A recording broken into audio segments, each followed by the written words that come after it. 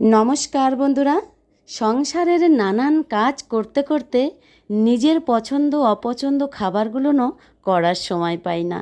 তাই আজ কিন্তু একেবারেই আমার একটা পছন্দের রেসিপি নিয়ে আপনাদের সামনে চলে এসেছি। প্রথমে আমি কড়াইতে 1 চামচ সর্ষের তেল দিয়ে 2টো রসুন মাঝখান থেকে চিড়ে দিলাম, 4টে কাঁচা লঙ্কা দিলাম, 1 টুকরো আদা কুচি করে দিয়ে দিলাম। হালকা করে ভেজে নিয়ে 4 থেকে 5টা কাজু বাদাম দিলাম আর 2 চামচের মতো ভর্তি করে পোস্ত দিয়ে দিলাম। দিয়ে আরও 2 মিনিট ভেজে শিলের উপর বেটে নিলাম। আপনারা চাইলে এই সঙ্গে একটুখানি ধনেপাতা দিয়ে বেটে নিতে পারেন, খুব ভালো লাগবে খেতে। দিয়ে দিচ্ছি 1 চামচের মতো সর্ষের তেল আর পরিমাণ মতো নুন দিয়ে খুব ভালো করে মেখে নিলেই রেডি হয়ে গেল আমার পছন্দের পোস্তর চাটনি। এই ধরনের চাটনি হলে মাছ মাংস কিছুই লাগবে না, শুধু চাটনি দিয়েই সব ভাত খেয়ে নেবে। তাহলে বন্ধুরা আপনারাও বানিয়ে খাবেন। ভালো থাকুন, নমস্কার।